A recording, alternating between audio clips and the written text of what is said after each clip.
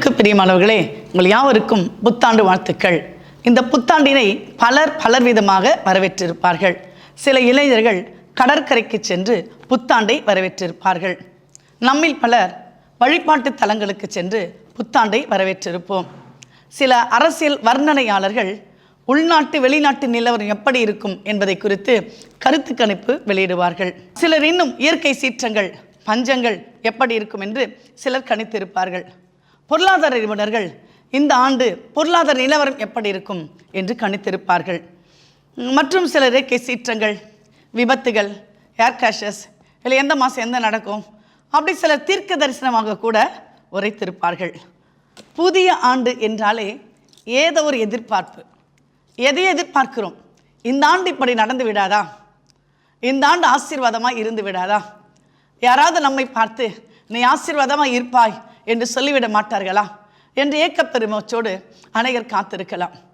இந்த புத்தாண்டு எப்படி இருக்கும் என்பதை விட நாம் இந்த புத்தாண்டில் எப்படி இருக்க போகிறோம், நமக்கும் கர்த்தருக்குமான உறவு எப்படி இருக்க போகிறது, நமக்கும் கர்த்தருக்குமான தொடர்பு எப்படி இருக்க போகிறது என்று ஒவ்வொரு புத்தாண்டு வருகிறது, புத்தாண்டு செல்கிறது, எதிர்பார்ப்புகள் இருக்கிறது.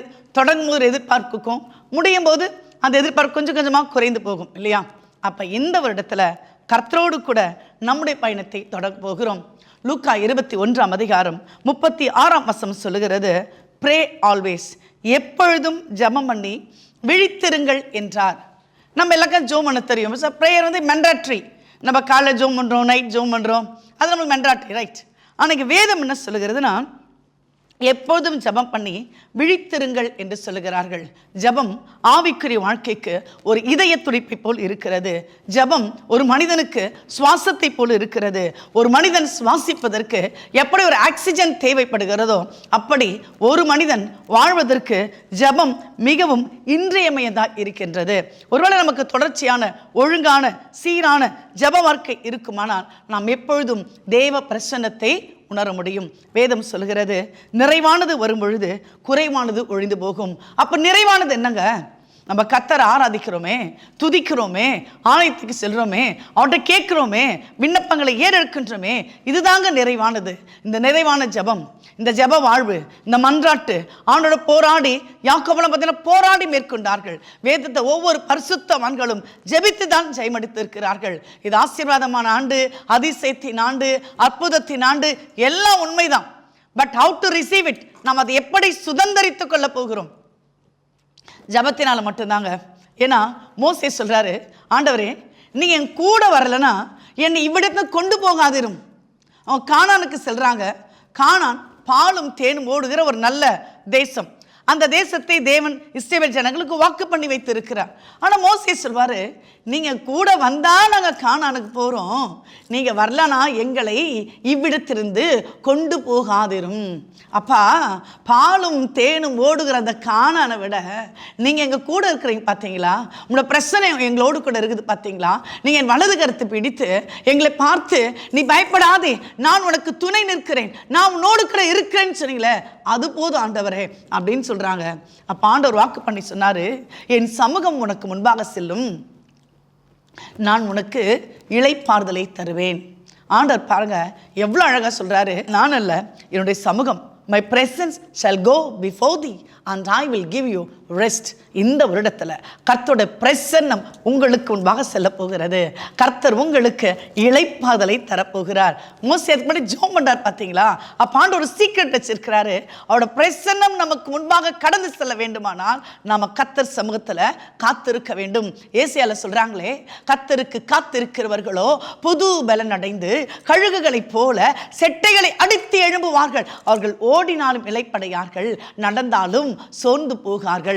ஒருவேளை நேற்றுக்கும் இன்றைக்கும் ஒரு பெரிய வித்தியாசம் இல்லை, 24க்கும் 25க்கும் ஒரு பெரிய வித்தியாசம் இல்லை. நம்ம ஆசிட்டஸ் வாழ்ந்து கொண்டு தான் இருக்கோம். நம்ம லைஃப் ஸ்டைல் அப்படியே போய்கொண்டு தான் இருக்கிறது. இதில் ஒரு சீக்ரெட் என்னன்னா, கர்த்தரை ஜெபம் பண்ணும்போது, அவரை ஆராதிக்கும் போது, கதறி ஜெபிக்கும் போது தாவீது சொல்லுவாரு, மானானது நீரோடைகளை வாஞ்சித்து கதறது போல தேவனே என் ஆத்துமா உண்மையிலேயே தாகமாய் இருக்கிறது. தாகிக்கிறது.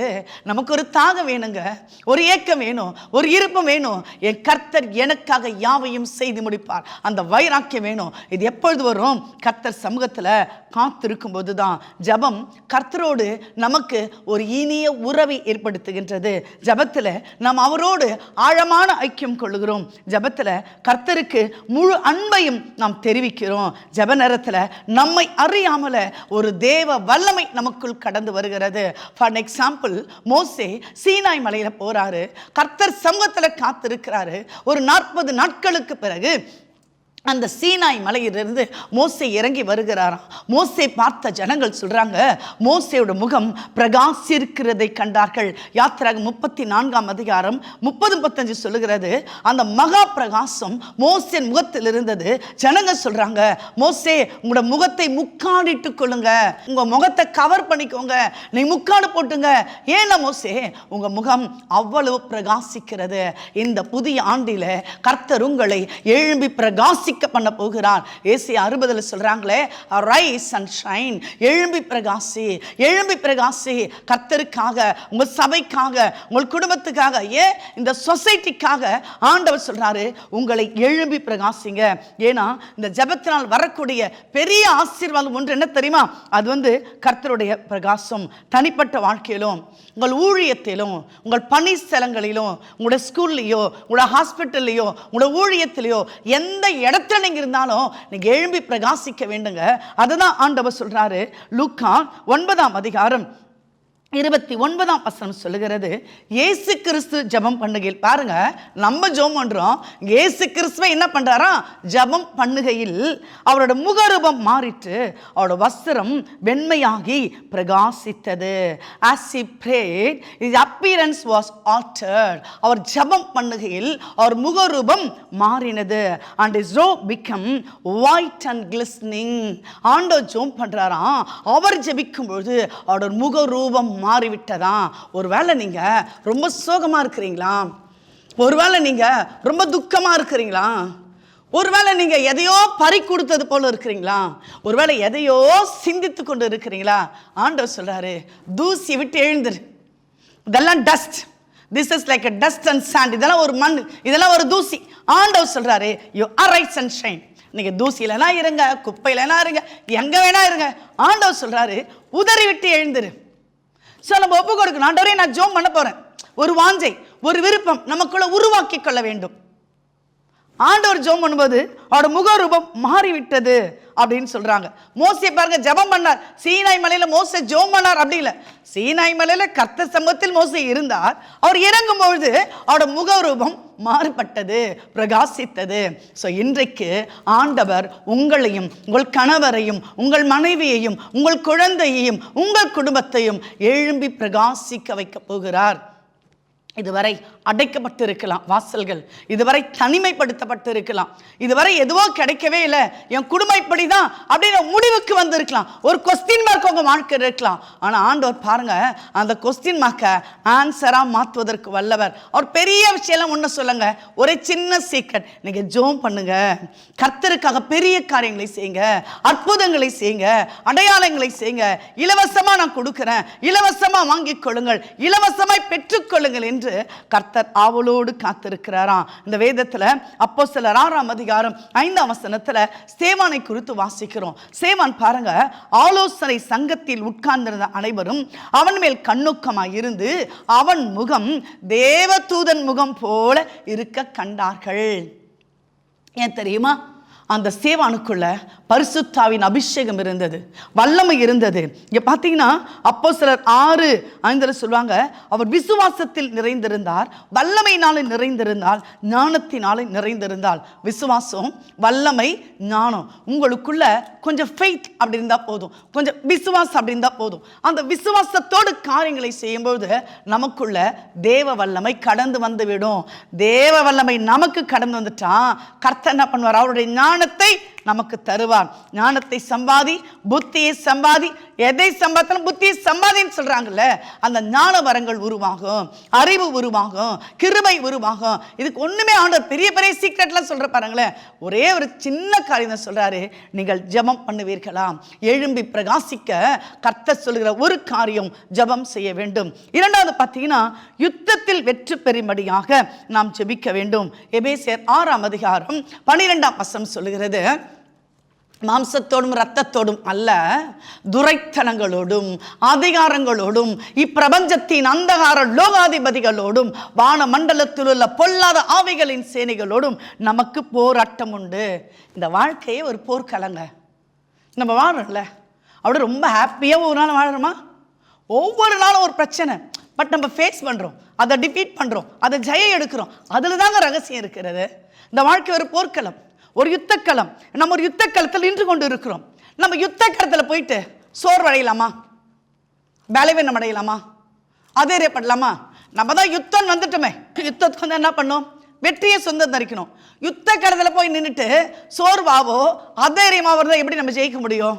அதான் சொல்றாங்க, அக்கினியா சவித்து போடத்தக்கதாய் எல்லாவற்றுக்கும் மேலாக விசுவாசம் என்னும் கேடகத்தை பிடித்து கொண்டவர்களாய் நில்லுங்கள். ஜோம் பண்றோமா?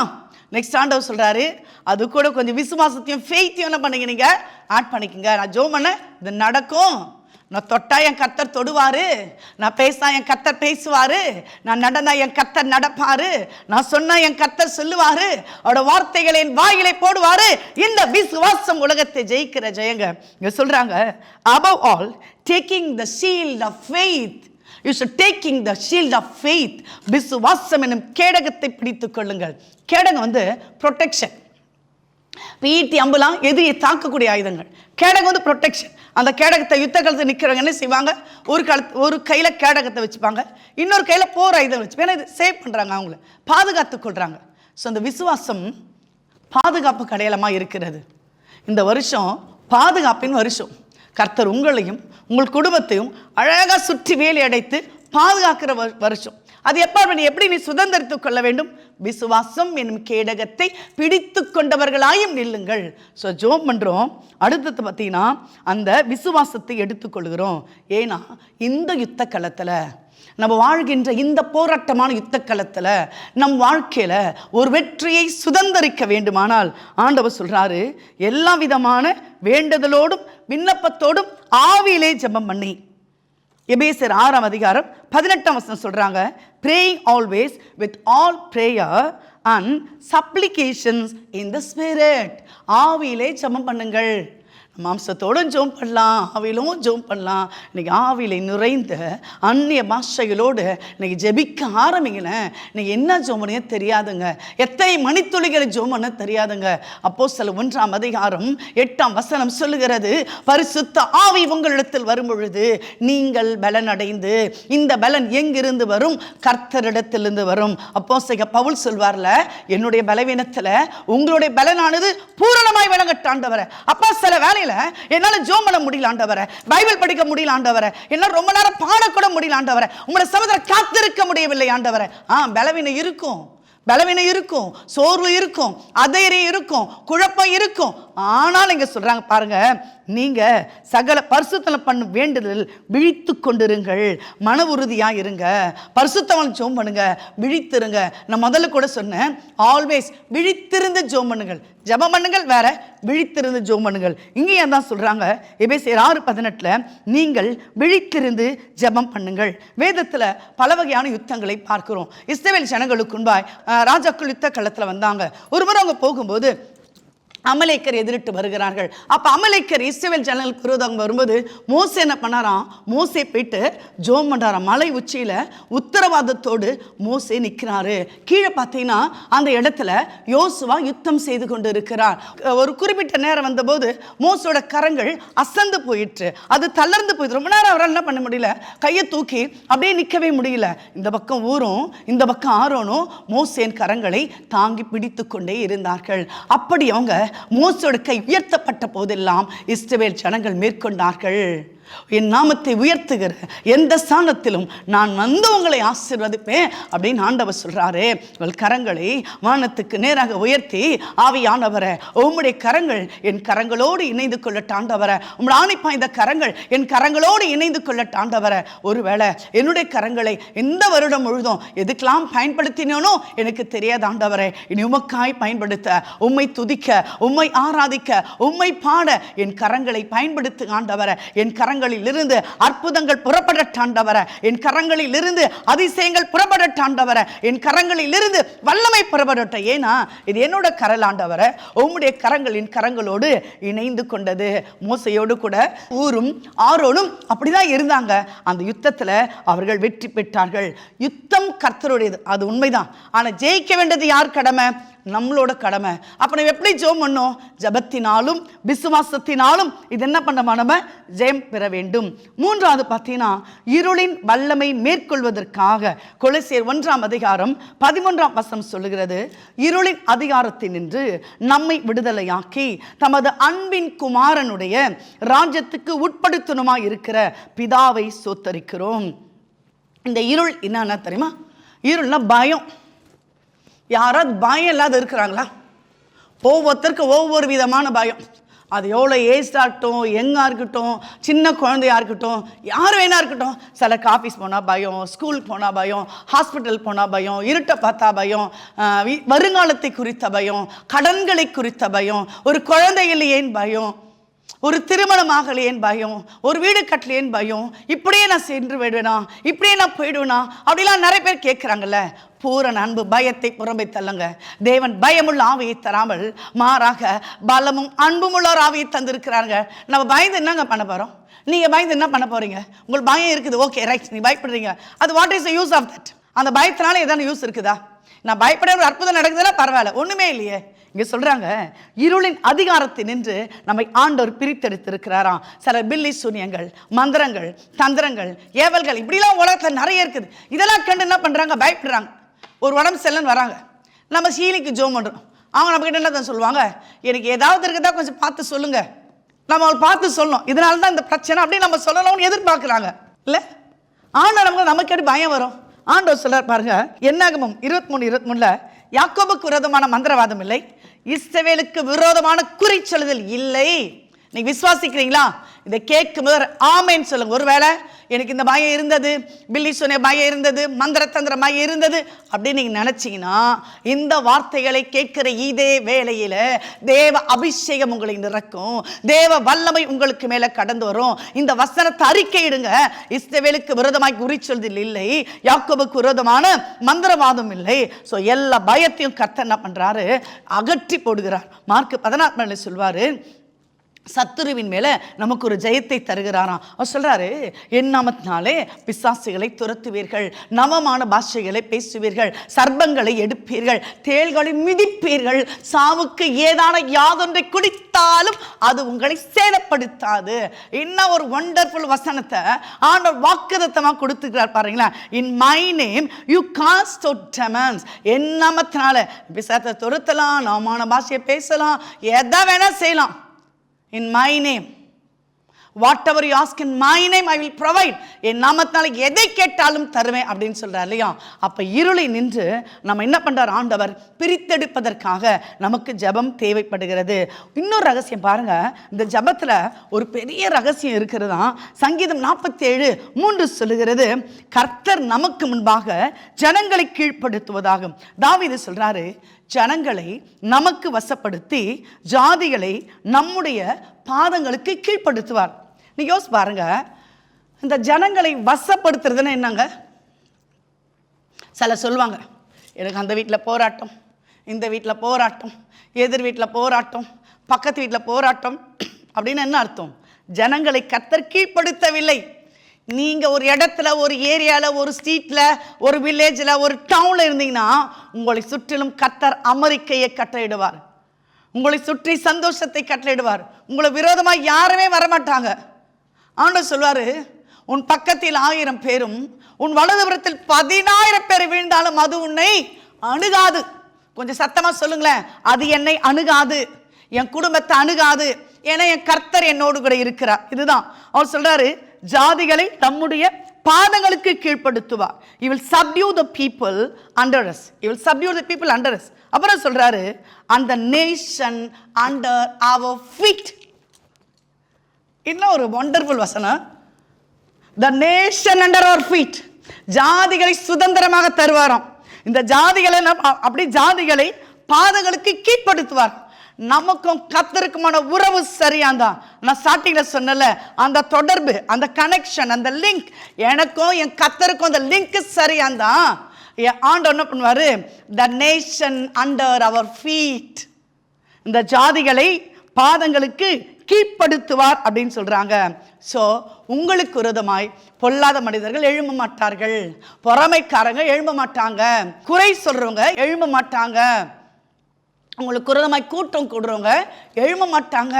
இதெல்லாம் நடக்கும். எப்போ நடக்குன்னா, நமக்கும் கர்த்தருக்குமான அந்த டீப் லிங்க், ஒரு பெஸ்ட் லிங்க், அப்படி எப்போதும் நமக்கும் கர்த்தருக்கும் இந்த ரயில் ட்ராக் தண்டவாளம் இருக்குது இல்லையா, அது எப்படி அப்படி ரெண்டும் அப்படியே ஒன்றாவே அப்படியே போகும். அந்த மாதிரி நம்மளும் கர்த்தரும் அப்படியே போகும்போது இதெல்லாம் என்ன பண்ணுமா, தானாக விலகி விலகி விலகி போகும். ஸோ இந்த வருஷத்தில் மனுஷ சூழ்ச்சிகள், தீவினை எண்ணங்கள், கொடியவர்களின் சீரல்கள், இதெல்லாம் என்ன பண்ண போகிறதில்ல, நம்மை சேதப்படுத்தவே போகுவதில்லை. சாலமோன் கூட சிறு வயதில் ராஜாவாக மாறுறார். அவருக்கு அனுபவமே கிடையாது, ஏன்னா சின்ன பையனா ராஜாவாயிட்டார். இங்கே பார்த்தீங்கன்னா இஸ்ரவேல் தேசத்தில் அனுபவம் உள்ள பலசாலிகள் இருந்தாங்களாம், அதுக்கப்புறம் சேனாதிபதிகள் இருந்தாங்களாம், முதிர் வயதில் மந்திரிகள் இருந்தார்களாம். ஆனால் பாருங்கள், இந்த சாலமோன் இந்த 1 ராஜாக்களில் பார்த்தீங்கன்னா 3ஆம் அதிகாரத்தில் ஆண்டோட கேட்குறாரு, ஆண்டவரே நீங்கள் என்ன பண்ணுங்க, இந்த ஜனங்களை விசாரிக்க எனக்கு ஞானத்தை தாங்க. யார் மந்திரி கிட்ட கேட்கக்கூடாதா, முதிர் வயதுகிட்ட கேட்கக்கூடாதா, சேனை கிட்ட கேட்கக்கூடாதா, அங்கெல்லாம் கேட்காம அவர் சிறு பையன்தான். ஆனால் கூட யாரை பார்த்து கேட்கிறாராம், ஆண்டவரே ஏராளமான எண்ணிக்கைக்கு அடங்காத இந்த ஜனங்களை விசாரிக்க எனக்கு ஒரு ஞானத்தை தாரும் என்று சாலமோன் டைரக்ட் லிங்க் ஆண்டோட வச்சுட்டாருங்க. இங்கே எங்க அந்த த்ரூ ஃபேர்லாம் கிடையாது, டைரக்ட் ரூட், டைரக்டா சொல்றாரு, ஆண்டவரே நீங்க எனக்கு ஞானத்தை தாங்க. அப்பதான் ஆண்டவர் சொல்றாரு, அடடா நீ பார்த்தீங்கன்னா சாலமோன் கார்த்திக் கேட்டது அவனோட பார்வைக்கு உகந்த விண்ணப்பமாக இருந்தது, உகந்த விண்ணப்பமாக இருந்தது. பல நேரம் பார்த்தீங்கன்னா நம்ம பண்ற ஜபங்கள், அந்த விண்ணப்பங்கள் கர்த்தருக்கு உகந்ததா இருக்குதா, நம்ம மனசு உகந்தது தான், ஆனால் கர்த்தருக்கு உகந்ததா இருக்குதா? அப்பதான் ஆண்டவர் சொல்வாரு, நீ உனக்கு நாட்களை, நீடித்த நாட்களை கேளாமலும் ஐஸ்வர்யத்தை கேளாமலும் உன் சத்துருக்களின் பிராணனை கேளாமலும் நீ இந்த காரியத்தையே கேட்டு நியாயம் விசாரிக்கிறதற்கு என் ஞானத்தை நான் உனக்கு வேண்டிக் கொண்டபடியினால உன் வார்த்தையின்படி செய்தேன். ஞானமும் உணர்வும் உள்ள இருதயத்தை நான் உனக்கு தந்தேன். இதிலே உனக்கு சரியானவன் உனக்கு முன் எழும்பினதும் இல்லை, உனக்கு பின் எழும்போதும் இல்லை என்று சொல்லுகிறார். ஒரு சிறு பிள்ளை, ஒரு ராஜா, ஒரு சாலமோன், அவரை சுற்றி 1000 பேர் இருக்கிறாங்க. ஆனால் 1000 பேரை சாராம, மனுஷரை சாராம சாலமோன் கர்த்தரையே சார்ந்து கொண்டால். கர்த்தர் பாருங்க, இன்னும் ஒரு அழகான வார்த்தை, இந்த ஞானம் உனக்கு முன்னோ எழுந்ததில்லை, உனக்கு பின்னோ எழுந்ததில்லை, உனக்கு கொடுத்த அந்த ஞானத்தை நான் வேற யாருக்குமே கொடுக்க மாட்டேன். இன்னும் ஒரு வாக்குதத்தம், இன்னும் ஒரு உடன்படிக்கை. நம்ம சொல்றோமே, புது வருஷம் வாக்குதத்தை என்ன, புது வருஷம் வாக்குதத்தை என்ன, உடன்படிக்கை என்ன, ஆண்டவர் வாக்கு கொடுத்தாரு, ரைட், ஆண்டவர் வாக்கு கொடுக்கிறார், ரைட், தப்பு கிடையாது. ஆனா இங்க பாருங்க, ஆண்டவர் வாக்கு சொல்றாரு பாத்தீங்களா? ஸோ சாலமோன் மாதிரி ஞானவான் இதுக்கு முன்னாடி எழுவலையா, இதுக்கப்புறம் டில் த எண்ட் அதுக்கு யாருமே என்ன பண்ண மாட்டாங்களா, எழுவவே மாட்டாங்களா. இது எவ்வளோ பெரிய உடன்படிக்கை இல்லை, இது எவ்வளோ பெரிய வாக்குதத்தம் இல்லை. இந்த மாதிரி உடன்படிக்கை, இந்த மாதிரி வாக்குதத்தத்தை ஒரு மனிதனுக்கு வேற யார் தர முடியும்? ஆண்டவரை தவிர. நம்ம கூட ஜோம் பண்ணு சொல்லுவோம், ஆண்டவரே சாலமோன் ஞானத்தை தாரும், ரைட், கேட்கலாம், வி கிளைம் இட், நம்ம கிளைம் பண்ணலாம், தாங்கன்னு கேட்கலாம். ஆனால் ஆண்டவர் சொல்றாரு, சாலமோன் உகந்த விண்ணப்பம் பண்ணினார். அது முன்னாடி வருஷம் சொல்லுகிறது, இந்த விண்ணப்பம் கர்த்தருடைய பார்வைக்கு உகந்ததா இருந்தது. அப்ப சாலமோன் கூட இவ்வளோ பெரிய ராஜ்யத்தை ஆண்டாரு. அந்த சீக்ரெட் என்னன்னா, அதற்கு முன்னாடி அவர் என்ன பண்ணியிருக்கிறாரு, ஜெபம் பண்ணியிருக்கிறாரு. 1 சாமுவேல் 2:8 பார்த்தீங்கன்னா, அவர் சிறியவனை புழுதிலிருந்து எடுத்து சிறுமையானவனை குப்பையிலிருந்து உயர்த்துகிறார், அவனை பிரபுக்களோடு உட்காரவும் மகிமையுள்ள சிங்காசனத்தை சுதந்தரிக்கும் பண்ணுகிறார். 1 சாமுவேல் 2ஆம் அதிகாரம் 8ஆம் வசனத்துல சிறியவனை புழுதிந்து எடுத்துகிறார். The Lord make poor, the Lord make rich. அவர் எளியவனை எடுக்கிறாரு, குப்பையிலிருந்து எடுக்கிறாரு, சிறியவனை எடுக்கிறாரு. பார்த்தீங்கன்னா, he raises the poor from the dust. ஒரு குப்பையிலேருந்து எடுக்கிறாராம். இன்னொரு வசனம் சொல்லுது ஆஷ் ஹீப், குப்பை, ash heap, lift the beggar from the ash heap. குப்பையிலேருந்து எடுக்கிறார். நான் எங்கே இருந்தேன்? குப்பையில். சிறியவங்களா நீங்கள் எங்கே இருக்கிறீங்க? அப்படி தான் இருக்கிறீங்க. ஆனால் நம்மளை கர்த்தர் பார்த்தீங்கன்னா அப்படியே எழுந்து உயர வைத்து எங்கே உட்கார பண்ணுறாரா? பிரபுக்களோடு, ராஜாக்களோடு உட்கார பண்ணுகிறாராம். இந்த சாலமோனை அப்படி தான் ஆண்டவர் உயர்த்தினாராம். ஸோ இந்த வருடம் வாக்குதத்தங்களின் வருடம், அற்புதங்களின் வருடம், அடையாளங்களின் வருடம், நன்றியின் வருடம். ஆமாங்க, இதெல்லாம் எப்படி சுதந்திரிப்பதற்கு? Through prayer. Prayer brings victory. அப்போ நாம் ஜெபம் பண்ணும்போது நம்ம எழும்பி பிரகாசிக்க போகிறோம். இருளின் அதிகாரத்தை உடைக்க போகிறோம். கர்த்தருக்காய் பெரிய காரியங்களை செய்ய போகிறோம். ஆண்டவர் சொல்றாரு, தேசமே பயப்படாதே, மகிழ்ந்து களிக்கூறு, சேனையின் கர்த்தர் உன் நடுவில் பெரிய காரியங்களை செய்வார். அல்லேலூயா. ஜெபிக்கலாமா? எங்கள் அன்பின் ஆண்டவரே, உம்மை நன்றியோடு கூட துதிக்கிறோம். கடந்த வருடம் முழுவதும் எங்களை பாதுகாத்து இந்த புதிய ஆண்டில் பிரவேசிக்க நீ தந்த கிருபைக்காய் நன்றி ஆண்டவரே. அந்நாட்களிலே இஸ்ரவேல் குடும்பத்தோடும் யூதா குடும்பத்தோடும் புதிய உடன்படிக்கை பண்ணுவேன். என் விண்ணப்பத்தின் ஆவியை, என் ஜெப ஆவியை, என் மன்றாட்டின் ஆவியை அவர்களுக்கு மேலாக ஊற்றுவேன். சரி ஆண்டவரே, இதை கேட்டுக்கொண்டிருக்கிற ஒவ்வொருவருக்கு ஆண்டவரே, அந்த விண்ணப்பத்தின் ஆவி இறங்குவதாக, ஜெபாவி இறங்குவதாக, மன்றாட்டின் ஆவி இறங்குவதாக, கிருபையின் ஆவி இறங்குவதாக. என் நாமம் தரித்த என் ஜனங்கள் ஒரு நாள் வெட்கப்பட்டு போக மாட்டாங்க சொன்னீங்க ஆண்டவரே. ஒருவேளை யாரெல்லாம் ஆண்டவரே எந்த எதிர்பார்ப்புகளோடு, எந்த ஏக்கங்களோடு வருடங்கள் கடந்தது உண்மைதான், ஆனால் வாழ்க்கையில மாற்றமே இல்லை, முன்னேற்றமே இல்லை, அதே கவலை, அதே கண்ணீர், அதே துக்கம், அதே வேதனை, இதுல மாற்றங்களே இல்லை என்று கர்த்தாவே புலம்பிக் கொண்டு இருக்கிற ஒவ்வொருவருக்கு மேல இயேசுவின் வல்லமை கடந்து வரும்படியா, இயேசுவின் அக்கினி கடந்து வரும்படியா, பரலோக பொக்கிஷங்கள் கடந்து வரும்படியா, அந்தகார புதையல்கள் கடந்து வரும்படியா. அப்பா நீங்க சொன்னீங்களே, என்னை நோக்கி கூப்பிடு, அப்பொழுது நீ அறியாததும் உனக்கு எட்டாததுமான பெரிய காரியங்களை அறிவிப்பேன் சொன்னீங்களே. ஒருவேளை வியாதியோடு ஆண்டவரை இந்த செய்தி யாராவது கேட்டுக் கொடுத்தா அவர்களுக்கு மேல கிளையாத்தின் பிசின் தைலம் இயேசுவின் ரத்த வரகட்ட ஆண்டவரை, வியாதியின் கட்டுகளை உடைக்கிற இயேசுவின் நாமத்தினால சரீரத்தின் ஒவ்வொரு அவயவங்களில இயேசுவின் வல்லமை, இயேசுவின் ரத்தம், இயேசுவின் ரத்தம் இறங்கட்டும் ஆண்டவரை. உம்முடைய வல்ல ரத்தம் இறங்கட்டும், கல்வாரி ரத்தம் இறங்கட்டும். இந்த செய்திக்கு பிறகு அநேகர் சாட்சியா ஏழ்மட்டும் என் கர்த்தருடைய நாமம் மாத்திரம் மகிமைப்படட்டும் ஆண்டவரே. ஒருவேளை கடன் கட்டுகளினால இவ்வளோ கடன் இருக்குது என்று வேதனையோடு நான் ஏன் வாழறேன், நான் தற்கொலை பண்ணிக்கொள்ள போய் நினைத்து கொண்டிருக்கிற ஒரு குடும்பத்தில் கர்த்தருடைய மகிமை இறங்கட்டும் ஆண்டவரே. நீங்க சொன்னீங்களே, அநேக ஜாதிகளுக்கு கடன் கொடுப்பாய், நீ கடன் வாங்க மாட்டாய். அப்பா அப்பா, நீங்க பொய் சொல்ற தேவன் இல்லையே, நீங்க மனம் மாறுகிற மனப்புத்திரன் இல்லையே, நீங்க சொல்லியும் செய்யாது இருக்கக்கூடிய தேவனும் இல்லையே.